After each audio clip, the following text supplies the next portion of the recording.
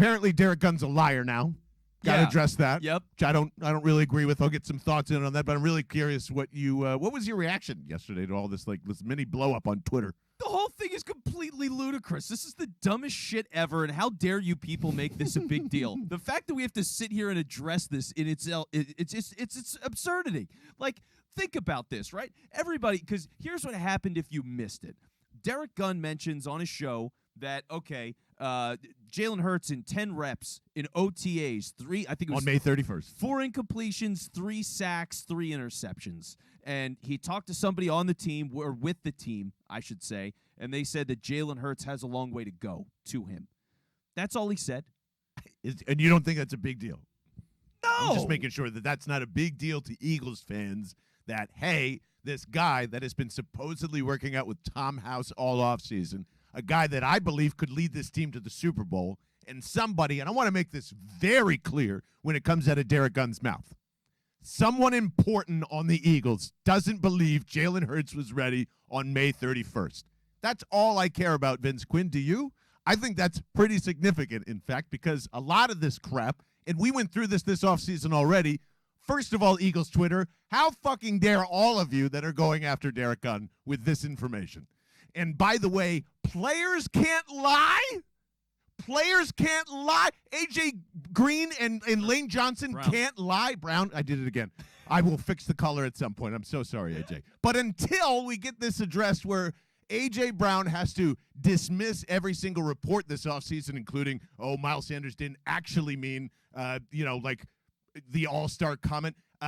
This is untrue and coming out like in seconds when this story could have gone away, tells me that there's probably something true in it. And I agree with you, Vince Quinn, that OTA, interceptions, and touchdowns don't matter to me just as well as they do not matter to you. I just want to make sure I got that stated clear on your side of the aisle.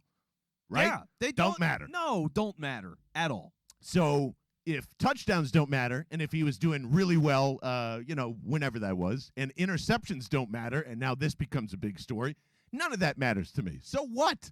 So what if there's been many quarterbacks that have been sacked in 7-on-7s because those are covered sacks, and that's a really bad day for the offense if you're losing in 7-on-7s, just so we're clear on that too. Yeah, that's true. But man, I am not going to dismiss this, Vince Quinn. I'm not going to dismiss this, much like we cared to dismiss, or at least a lot of us did, with Carson Wentz and Joe Santoliquito saying, hey, not everybody likes Carson Wentz in that locker room, and everybody said, that's total bullshit. No. Derek Gunn is not going to come out and say what the towel boy thinks about Jalen Hurts or give him information on a closed practice from the water boy across the street or a PR person or some middling coach. No, this is, to me, Vince Quinn, you want to know who's saying this? Someone in power. I don't know who that person is. It could be a quarterback coach. It could be Nick Sirianni. It could be Howie Roseman, Jeffrey Lurie, whoever it is. But I'm telling you, you can't dismiss all of this. I'm dismissing the OTA report, yes. But do I think that someone in there important doesn't believe that Jalen Hurts is ready? You're goddamn right I do.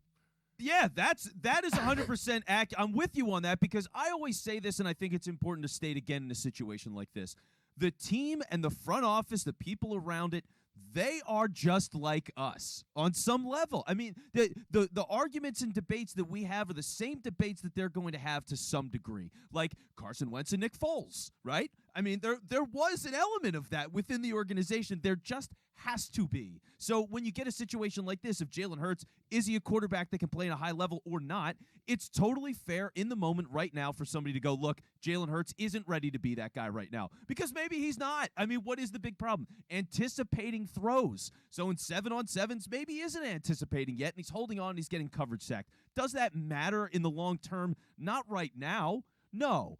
This is something when it comes to, October. If he can't anticipate still, then people are going to go back and be like, oh, Derek Gunn was right, and we're sorry, Derek. And it's not even, and this is the other part, too, because the attacking of Derek Gunn, it's not about whether or not Derek Gunn is right. Derek Gunn does not make shit up, and, how dare you? I mean, when you talk about people who, and he said it himself, and the fact that he had to defend himself for all of this is ridiculous. It's fucking embarrassing for a guy that's been in this city, this visible, this accessible, and so well-liked for so long, never been a bullshit artist, and people suddenly want to put it out like they're against him. Like, look, if you want to root for Jalen Hurts, that's fine. He even said in the clip that went around that he likes Jalen Hurts and wants him to succeed. So watch the fucking clip and give the guy a chance, because like you'd see this one thing go, oh, he's out for Jalen Hurts, and it's just fundamentally not true. So those people who think that, you're flat wrong. You're wrong. Yeah, and I got to say who else is wrong in this. A.J. Brown, man. First of all, I'm never asking you a meteorology question ever. And I say that as someone who's gotten your last name wrong twice probably in the last 3 or 4 months, which is ridiculous for me. You don't need to do this. You don't need to come out and defend your best friend. You don't need to say anything July 11th, because guess what, AJ? We wouldn't be sitting here talking about it if you didn't tweet about it. It's Derek Gunn, and he has a lot of influence, and I'm not going to take that away from him either. Absolutely. Just like Vince said, he's one of the most respected reporters in Philadelphia for a very long time. But AJ's got to understand, no one else on the team is tweeting this shit out. No one. So they've got to come in, and now Lane Johnson's replying and saying, yeah, that was a lie about the OTA thing and whatever. And A.J. Brown does not believe that water can fall above you, apparently. And that's like, we had to remind him that clouds and rain does exist. So that just, to me, my alarm bells go off when someone quickly comes out to dismiss something that hadn't been up for a few hours, maybe. And then they're in the middle of the offseason, in the middle of the dead zone, is A.J. Brown saying that didn't happen. So to me, just like Carson Wentz, when there was a lot of players that came out to defend him in public, usually means that there is some split of some sort about this kid. And guess what? Am I panicking, Vince Quinn, about my Jalen Hurts takes? Fuck no. Because he shouldn't be ready on May 31st, as we keep pointing out. And if we're just going to go on one practice and that's going to be in your mind, then that Tampa Bay game is still in your mind today. And that's what I told Vince Quinn, by the way, 4.5 months ago. When this game ends, if it's bad, that's going to be the side you're on. And if it was good, we're all going to feel very positive about what's going into this. And because of the psyche that we want to believe and ditch out of the hype of Jalen Hurts is going to be great this year, here's your opportunity, everybody. Just keep